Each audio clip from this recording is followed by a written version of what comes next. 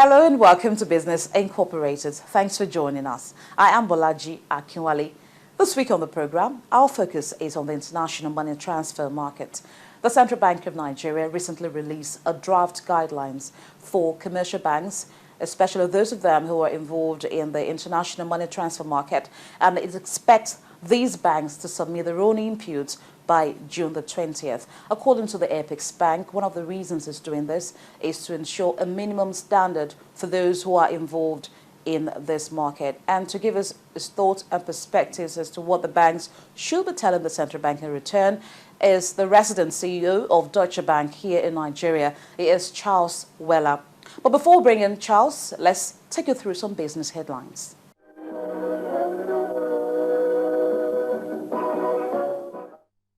The federal government is seeking buyers for the assets of distressed former telecoms monopoly, the Nigerian Telecommunications Limited. It has opened the bid for buyers till the end of June and plans to hand over the telecom company by December.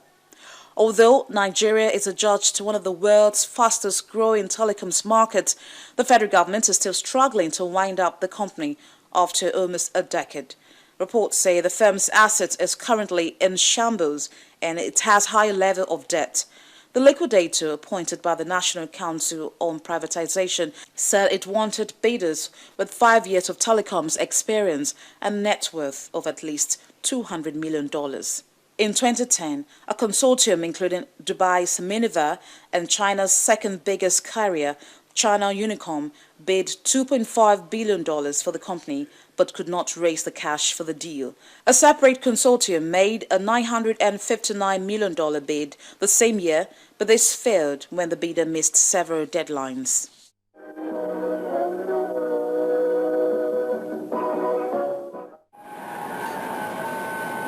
There were reports during the week over the leadership of the Organization of Petroleum Exporting Countries. Nigeria's petroleum minister, Mrs. Diezani Alison Madueke, was nominated by President Goodluck Jonathan to succeed incumbent Secretary General of the oil cartel, Abdallah El Badri. Alison Madueke was nominated to succeed El Badri, whose tenure ends by the end of the year. However, the Organization of Petroleum Exporting Countries on Wednesday agreed to keep its current Secretary General, Libyan Abdullah El Badri, thus not confirming the nomination of President Goodluck Jonathan for the influential position. El Badri had previously planned to retire in 2012.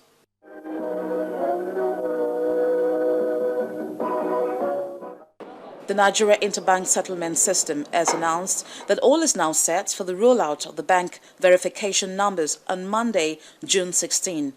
The initiative, according to NIBS, involves the capturing of an individual's basic biometric data information, which includes the facial image, the 10 fingerprints, as well as other unique features.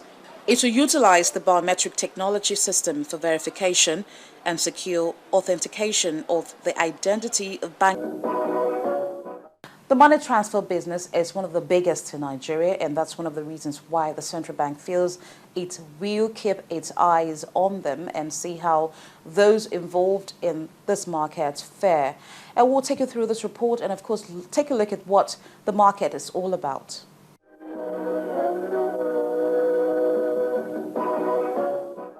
The international money market has been a top priority for most governments around the world, owing to its size and the volume of transactions that go on in the market.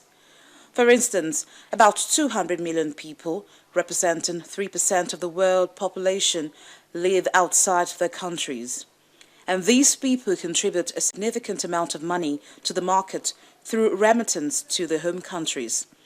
It is interesting to note that from a recipient standpoint, there is a strong dependency on remittances by many developing nations. And for some, there is no difference between a remittance and a cross-border retail payment. For instance, data from the World Bank shows that in a country like the United Kingdom, approximately $4.6 billion is sent from the country each year, whereas $7 billion come in. This shows that remittance, which is part of the international money transfer markets, is not just about sending money to developing countries, but also to developed economies.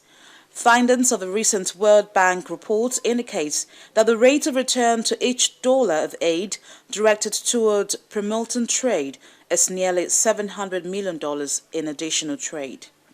The money transfer market is also being transformed through technological innovation. This is one of the reasons banks are stepping up in the regulatory framework in order to achieve zero tolerance for money laundering and other vices that go alongside the involvement of innovative ideas in the market. In Nigeria, the central bank released a draft guideline on the operation of banks in the international money transfer market. In the exposure draft, the objectives of the guidelines are to provide a minimum standards and requirements for international money transfer services operations in Nigeria, to specify delivery channels for offering international money transfer services in a cost-effective manner, to provide an enabling environment for international money transfer services in the Nigerian economy, specify minimum technical and business requirements for various participants, and provide broad guidelines for implementation of processes and flows of international money transfer services from initiation to completion. The central bank noted that it intends to improve the operation of banks in the market. Therefore, its areas of interest also centers on licensing of new operators, enterprise risk management, and foreign technical partnership, among others. To further strengthen the market, the Apex Bank noted that some activities will be permissible, while others will not. The permissible activities include the acceptance of monies for the purpose of transmitting them to persons resident in Nigeria or another country. Cross-border personal money transfer services, such as money transfer services towards family maintenance and those in favor of foreign tourists visiting Nigeria. Also, the money transfer services shall target mainly individual customers, and the transactions should be on person-to-person transfer basis to safeguard against corporate customers, which might structure the transactions into smaller amounts to circumvent the statutory reporting threshold. On the other hand, some of the activities that will not be allowed by the central bank include acting as an authorized dealer in gold or other precious metals, engaging in deposit taking and or lending money, and maintaining current accounts on behalf of customers, among others. Commercial banks have till June the 20th to submit the input into the draft guidelines. Experts are of the view that this move will help deepen the money transfer market in Nigeria, especially for those who plan an entry into the market.